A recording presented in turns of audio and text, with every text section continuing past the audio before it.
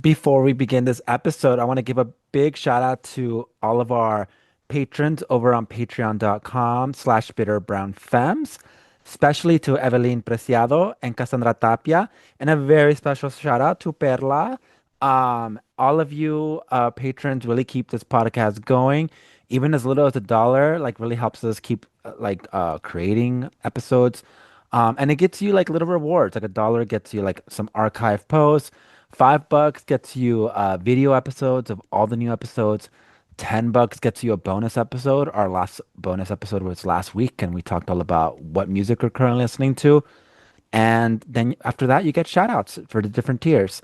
So if you want to help support this podcast, visit the link in the description.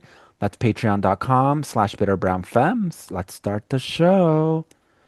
Let's do it live. Hola, hola. I am Ruben coming to you from Portland, Oregon. And this is Cassandra coming to you from El Paso, Texas. And this week's recession indicator is that Disneyland is removing all the villains from their lineup. So you can no longer just go to Disneyland and like walk in and, meet the evil queen or whatever. Like now you have to strictly wait till Halloween, like era. And A, this is recession indicator because they're trying to get the most money for shit so that everybody like flocks Disneyland during during the Halloween season so that they can finally see their favorite villain. So marketing ploy. Um and B, like a little homophobic because all the iconic Disney villains, for better or worse, are queer coded. We're talking about like Scar, Ursula, the Evil Queen, even Gaston, the villain from, Princess and the Frog, whose name I forget, like Doctor something or another. All these mother Jafar. I don't know if you said Jafar. Jafar, Scar. of course. Jafar, Scar. yes. All these motherfuckers gay. So like you're the leading gay representation. And like mind you, sure, it was like not great that they were all queer coded. Uh, but it's all the representation we had for a very long time. Like Ursula was straight up based on Divine, a drag queen.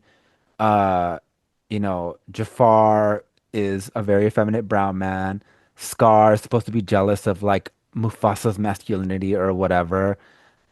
So that's some rep gone and already dwindling rep time. Like Disney won't even like in their latest cartoon, Elio, they like that kid was originally supposed to be a little more effeminate and they like toned him down to make him look more like a boy, quote unquote, because like audiences were like, this character's a little too gay.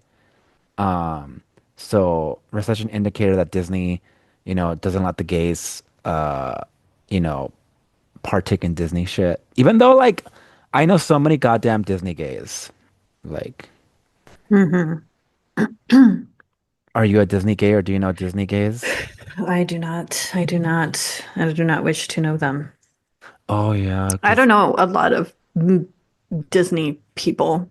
really, well, I guess it's a Mm-mm. California thing. Like, Yeah, I mean, that makes sense. There was like some TikTok that came up or some reel, and it was like, well, what do they call themselves? Like, Disney adults. Disney adults. Again.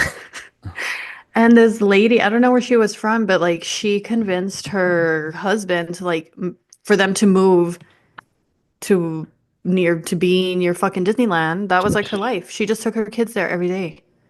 And I I'm just know, like, what is happening?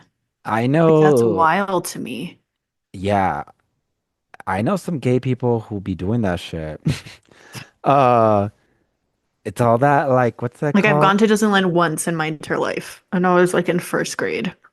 I've And that's probably, because my grandmother took me.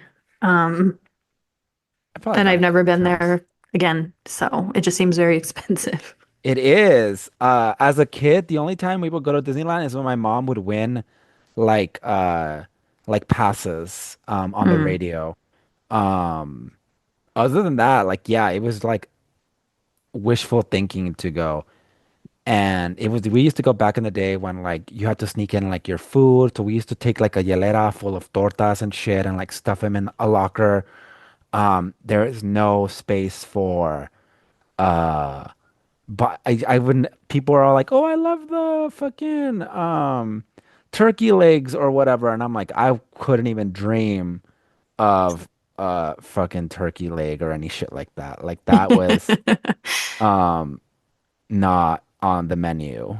Um, but I yeah, I know folks who go very, very often who that is their life. And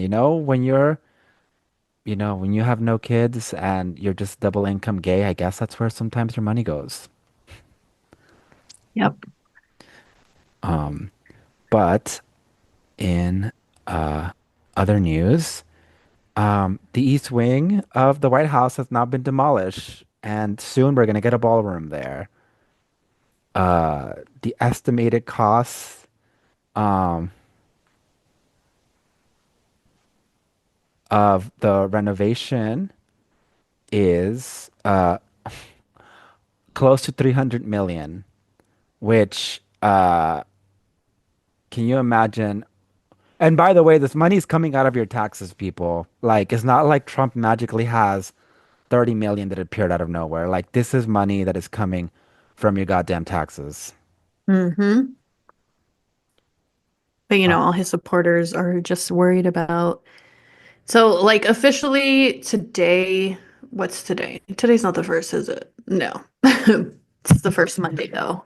So they had, we've been talking about like SNAP funding and people not being able to obviously get SNAP benefits this month. And then today they said that they were going to fund it, but only half.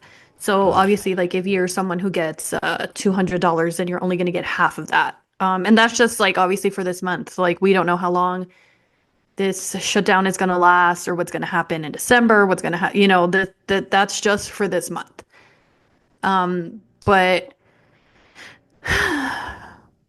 I mean, obviously, I've seen a lot of people, sharing a lot of resources, obvious, like good, obviously, right? Like food banks and like locally, I know there's restaurants, right, in our local areas and like cities that are stepping up and offering free food to children, schools, mm, like Food Not Bombs here. Um, but it's also, I don't know. I feel like I don't know. I feel like there should be more. I want to say there should be more outrage, but it's also like I've seen so many comments, and not surprising, but like from terrible people, Trump supporters, Republicans, who are just like, oh well, like you should just get a job, or Democrats are the only ones worried about SNAP because Republicans have jobs. And it's like the thing is like, I don't know. I feel like people constantly always talking about people who need SNAP or like housing or any kind of government assistance has like kind of brought us here. Like the people who like, I know we've talked about Oof. this earlier, who are like, um, people on SNAP shouldn't be able to buy candy. They shouldn't be able to Oh buy my this. They shouldn't be God. able to buy that. They should get drug tested. Like very, I don't know. It's it's like you're not better than someone else because you don't need government assistance. And another thing is like I've had like SNAP throughout the years, like on and off, like different times, whatever. Late, like recently, they say that I make too much, which it's like laughable because I don't make shit. But I'm like, okay, sure, whatever. But um, you cannot get SNAP unless you have a job. Like this whole thing of like, oh, like people are just like they are lazy and they don't want, you know what I mean? Like they don't want to Yeah. work. Like you need to have a job. They make you go to work trainings. A lot of the times I was cut off because like I was in school and they wanted me to do a work training and I was like, I can't go to this training, like I'm at school or like I already have a job. And then they would cut me off and then I would have to wait months to like reapply. Mhm. And then if you have a job, like they still, or like if you're unemployed, they make you submit applications. Like they want to see that you're actively looking for a job. So like people that are like obviously have never had to go through any of these this process, which is like very dehumanizing. I think anyone that's ever been on government assistance is like, it's not fucking fun. It's not like um it's like some easy thing that just happens. Like you have to meet all these requirements, you have to do all these things, you have to submit so much paperwork, and if you miss it, it's like phone calls, emails, you have to go down to the office and waste all your time. You know what I mean? It's like, and then the people there are just like the worst people that are judging you also for being there. And it's not like some fun thing. It's very even like when you use your Snap card, right? Like your food stamps card anywhere, like people are just judging you. Like it's like this constant thing. Like no one wants, you know what I mean? It's like it's not some fun thing. Even if it was, it's like who the fuck cares? Because like our taxes funding government assistance is so low compared to how much money we're sending, you know, to Israel, to the military industrial complex, to cops. So it's like, why? I just like, why do you care if like a little bit of your tax money is going to feed people? Like, and also from everyone who, again, like going back to like children when it's convenient, right? Because like that's like the Republicans are all about saving the children and like pro-life, um pro-life, but also right now with like parental, quote unquote, parental rights and like saving the children from all this stuff. But like you don't, but like you're mad that like we have to feed them. Like what? And even if like it's just, oh my God, I can't. I don't understand how people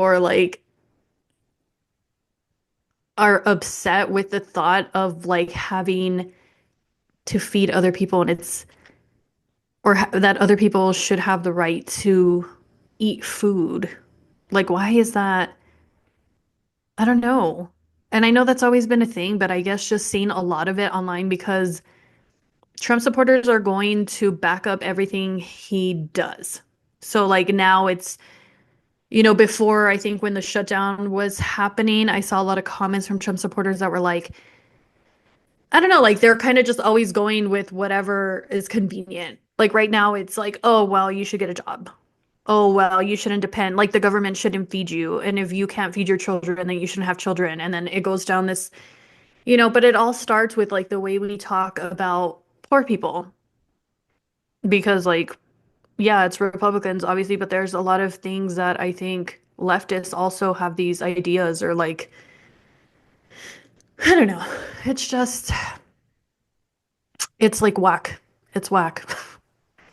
Yeah, like It's whack we to like read an article that's like, oh, these families or like this amount of children are on SNAP and like they're not going to have food. And people are like, oh, well, that sucks.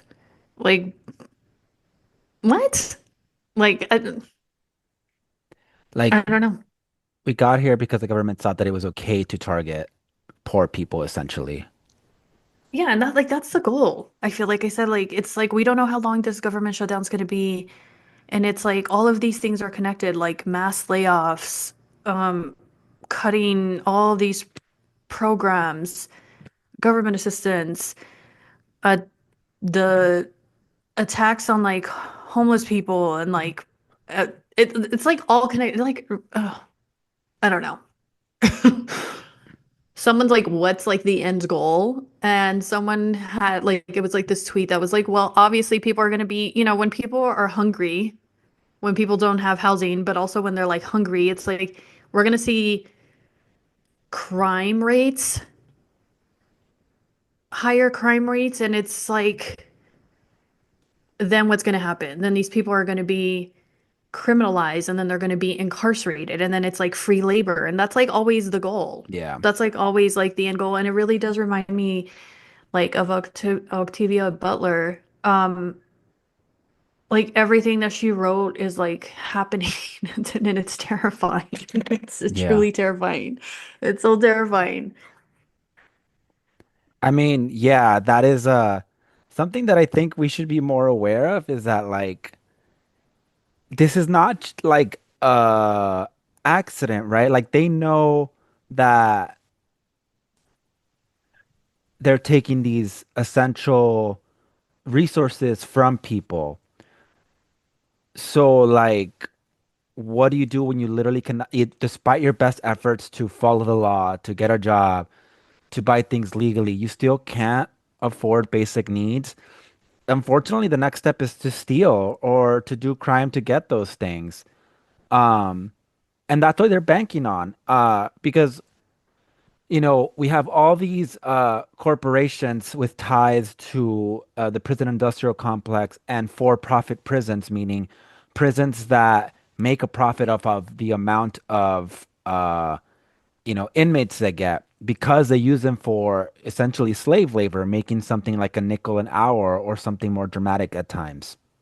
Um, think about like your firefighters, in particularly in California, a lot of them specifically for like dangerous areas, like wildfires, a lot of them are from prisons, and instead of paying firefighter salaries, they pay all these inmates to risk their lives, like the bottom dollar, like the least amount possible.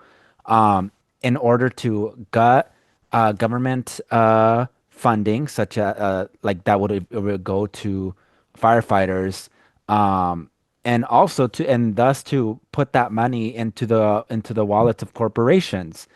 Um, so it's not only tied to this mass imprisonment campaign. What I'm calling it is not only uh, the SNAP benefit cut off is not only tied to that, it's also tied to the ICE raids. When you have all these people perpetually in prison without due process, you're creating labor camps, either domestically or internationally, right? Um, we have to think about, how, Germany shift people off to Auschwitz to create, to basically work as slaves. Same thing is happening here. Same thing has been happening here. You know, in Ava DuVernay's like documentary, The 13th, she put some companies on blast, like that create cafeteria food, that create underwear. At times, McDonald's was even using slave labor through hiring inmates. Um, all this shit is to make these corporations richer, which is why, like, lately I've been thinking about like, oh, if everybody's in jail or nobody can afford things, like, what's the point? Like, how is, the economy supposed to grow? Who does this benefit? And it benefits people who are on the who benefit from slave labor, who are corporations, who are the Elon Musk, the Mark Zuckerbergs, the Jeff Bezos, and so on. Um, and so as we look at this cutoffs of SNAP benefits, even if you're talking to the most selfish person the most self-centered person in your circles, talking about how like people don't deserve food, open their eyes to this part. Open their eyes to like, okay, what happens when people don't get basic benefits, don't get basic resources, even despite working 40 hours a week, you know? Like, what do we expect people to do then, other than commit crimes for basic human needs? Um, which reminds me, if you see people stealing, no, you didn't. Hmm. I mean, always, but Yeah. especially now. Don't be a little snitch, obviously. I mean, don't go into like mom and pops and like steal their handcraft goods or whatever the fuck. But like, bitch, if I'm at Walmart, girl, I don't see nothing. I don't say nothing. Mm-mm. Yeah. Um, What else has been kind of going on? uh, well, going along with like, you know, Republicans like gutting SNAP and Democrats not doing shit. The election for New York City mayor is ongoing. November 4th is the last day to vote at 9 p.m. So New Yorkers get out and do the thing. We're all pulling for Zoran to take this. And even the Democratic establishment is afraid of him. There have been very few like high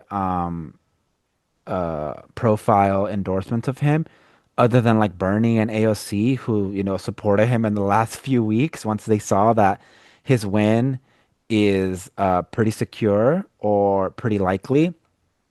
Um, but I can't imagine that even if he were to win, that like Trump and other folks are not going to give him shit or try to sabotage his uh his time as mayor. Hmm.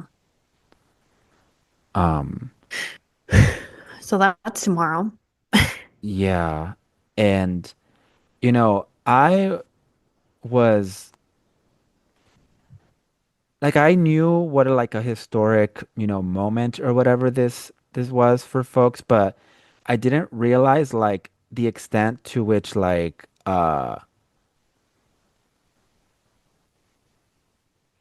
the amount of molding that Zoran had to, take over in order to even be in the public eye as like a Muslim man. Um, there's an SNL sketch recently where Rami Youssef plays him and talks about how much smiling he needs to do in order to make people comfortable with like a Muslim man in the public eye. And that's why that's like not something that I really considered at all, but it's true. Like he has to appear non-threatening to racist America in order to just be in the public eye. Mind you, he's like having to do all this. Meanwhile, like Andrew Cuomo still has like a dozen or so like sexual assault cases against him. Hmm. Yeah, I've seen some of the debates come up. Oh, they're so funny. What's the third guy in the race called? Oh yeah, there's another guy. Something with an S. No? Uh, yes. Is it like Siwa? Mm-hmm. No, not Eric. Siwa. Yeah. Sliwa. He is just such a joke of a candidate that people are like, uh, don't, just let this guy run every election just so he can make a fool of himself on the national stage. Hmm. Um, yeah, I, I've seen Zohran Mamdani also make like the rounds with comedians to try to like get Gen Z excited about voting. And an important stat came up that like, for the first time or second time in history, uh all the top three voting groups for the primary have been under 30, which means not even us millennials have been making a dent. Well, can you blame us? Yeah. Yeah, I don't know. I feel like I'm fighting, disillusionment. Every day is a battle to fight that for me. I know. I agree this whole year, but yes, it's hard, but I'm like, you gotta come back. Yeah. There has to be hope. It's Y- hard, but Yes, somebody recently talked about like how they understand like Gen X, like I don't even know what to call it, but they had this like I don't give a fuck about anything attitude, and they were heavily criticized for that during their time, but they understand it now. And also, but on the same side of that token, like, you know, things were never better. Like when we look at even the 80s, for example, people are like, "Oh, I love music from the 80s or the 90s." Like you're looking at it not only through rose-colored glasses, rose-colored glasses, but also through like um I don't know, for lack of a better term, like kind of like, you know, um historical natural selection or something. Like when we talk about like the culture or the music or the state of being from 80s and 90s and so on, like we're talking about the things that survived. Like the things that didn't serve a greater purpose, like didn't survive, and so we don't remember all the bad things. like culture wise. It's I mean, other than like Reaganism or whatever, which we're still living through. But yeah. Hmm. So I'm trying to think of the now as something that is enjoyable to whatever degree possible. Yeah. Yeah. Um, because What has been enjoyable? I'm sorry. Didn't mean to cut you off. what has been enjoyable? Well, Oh, I before we guess get there, I yeah, like, sorry, I kind of to the jumped last on. question. But before we get there, Hmm. yeah, what did you want to cover before we get Um, there? I don't have anything. I I think want to I next week we'll have, because of like the midterms and everything happening this week, but Oh yeah, there's California. Look out for the special election so we can do the gerrymandering the way the Republicans be doing, but we do a liberal gerrymandering. This is as close as we're gonna get to a liberal January 6th, so time to wake it up, folks. Um, yeah. Uh, but and before I forget also, in things that have not been bringing me joy is fucking Bernie Sanders saying that like Trump is, securing the border more than it's been secured in the past. he said this a few months ago. And Did like, he? I don't It think a just lot ma- of people, yeah. so he said it again. Oh, I think it just made the rounds. Yeah, or like he said it because he said this a few like at the beginning of the year, honestly. But Shit. like I always say, Bernie Sanders, like, Nada que ver. nah, girl, hoser ass, like Hmm. I've been calling him all these years. But Um, that's liberals for you, that's the most leftist motherfucker supposedly we have, but he's out right? here praising Trump's border wall and shit. A Lord, Zionist praising the border wall, like, what's please, new? the worst. Um, but what has made you less bitter? What has given you hope? Oh, I'm like, what has given me hope? Well. Mm, 2 weeks ago, I went to Phoenix with my best friend on a little trip, and that revived me because I was having a really hard time that Mm. week. So, yeah, that helped. Also, I don't know, it's like it's the end of the year. Like these 2 months are gonna fly by. My favorite time of the year. It's like, who the fuck cares what we're doing? What are we doing? Who cares? Yeah, That's the this end of the is year. Make mistakes, do whatever, waste your money. I don't know. It's my birthday month. Sagittarius season is coming up, and then it's the end of the year. So, we're entering the weekend of the year essentially. yeah, exactly. So it's like I'm excited for it because I like how fast everything moves. And like I said, it's kind of just like you're busy and you don't have time. Like, I like that. It's the holidays, whatever. It's getting cold, like all of that. And then at the same time, I'm like terrified of like winter depression.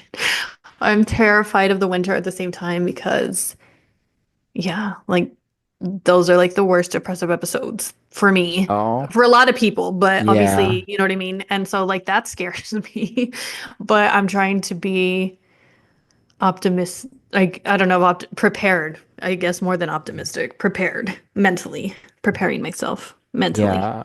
There's like no sun already in Portland, so not Yeah. super looking forward to that Yeah. for another six Yeah. months. Here we go. Buckle up. Oof. Um, but what has given me hope recently or what's made me less bitter? Um, hmm. Well, how was your Halloween? Did you do anything? Yeah, I like honestly was like so low effort this year just because like my friends couldn't get it together about like what are we doing. Mm.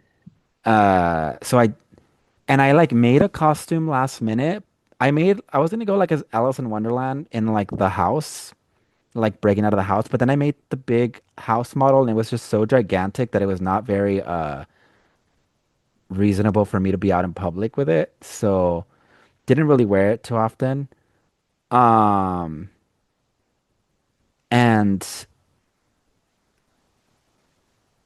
other than that, I so that was fun. And like also enjoying the little things. Like there's been very many moments in the last, few weeks where I've just been like, "Oh my God, this is my life." Like there was once a time when like I couldn't imagine this simple like living that I've experienced and just appreciating small things like being around friends who I get to see every day essentially. Um so having community that's really that's really giving me hope. That's not something that I had regularly, after 2016, 2017. Like, there was a time when I couldn't go to a party without being like feeling guilty for having fun and always feeling like I had to do work. Like I had to be like, always had to talk politics at parties. And I actually had to go to therapy for that and had to learn how to do basic shit. So my therapist, I remember one of the biggest prompts that came out of my first few rounds of therapy was like, all right, this next week, like you're not like don't even if you hang out with people that you've organized with, like go do something basic. Go to the mall, go to the grocery store.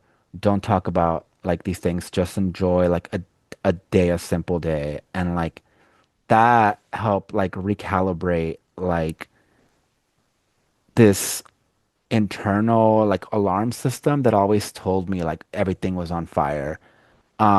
Like yes, things are on fire, but things will always be on fire, you know what I mean? Mhm. And like me killing myself over not constantly doing something is not gonna turn off the fire. Like you have to keep yourself alive long enough to turn off those fires. Yeah. Yeah, it's interesting you bring this up because I actually talked about this a little bit similarly with my therapist. Um, because I guess like 2 weeks ago, I don't get too personal, but I was, having a hard week and, was crashing out. And a lot of it revolved, around motherhood and my son. And with the attacks right now on autistic people, especially autistic children, seeing, I've seen so many stories of like autistic children either being kidnapped by the IDF, by ICE, being killed due to negligence from school systems, like just so many stories that have and do weigh on me a lot. They're very traumatic. And so my therapist was like, well, why do you feel like you need to watch these stories, like these videos, or I don't know, engage with them or share them or obsess? Like, I don't know if obsess is the right word. And, in the moment, I'm like, this is like a weird question because, like, how, obviously I'm very, um, like this podcast and I'm very vocal with talking about politics and all these things online, obviously. Um, but I guess to make this short, it's like, yeah, like sometimes I need to disconnect and it's not, and like that's okay. I guess also because I'm always like I need to be up to date with everything that's happening and I need to share this and I need to read about this and I need to watch this and you know what I mean? And like yes, but also like sometimes it's okay to not engage and especially if it's like affecting you. And I also don't want this to, go into this thing that white people do a lot that's like this is too much for me. So I'm just going to disconnect and like I don't care. I'm not saying that at all, but there's like a balance there, I guess I should say. And like I shouldn't yeah, like I need to know like when to kind of take a step back Yeah. from that, because it's like it's also like affecting me and us and in many ways, you know what I mean? Even like reading everything that's happening, seeing these videos of people being abducted by ICE, seeing so much violence, reading all the, like, you know what I mean? Like it's a lot. Yeah. And like that's okay to say that it's a lot and like you don't always have to be like engaged and like tuned in 24/7 and that doesn't make you, like this terrible person who doesn't care. Yeah, like we're not saying like tune it out entirely, but we are saying like, sometimes you need to balance like the weight of the world with being a human. Mhm. Yeah. It's like we're living through these like very terrible times. And then that's just kind of under this like fascist regime, I guess that's happening right now. But and then like on top of that, it's like we're all dealing with our own personal grief or depression or loneliness or heartbreak or whatever is like happening in our life. And like it's a lot. It's a lot. But we do have each other always, and like that's why it's important, obviously, to build community and community will save us that and guns, as I say. Yeah. Yeah. And with that, We'll see you next we'll see you week. next week. Bye, everyone. Bye. All right. Special shout out before we go to Fernando Peña, Selena Portera, Miranda E, Magdalena Saucedo, Ronnie Leiva, Bianca Garcia, and all of our patrons over on patreon.com/bitterbrownfams. Join I don't know what we call our followers, but join the gang, join the girl gang. All right, y'all. Yes. Bye. Bye. Cool.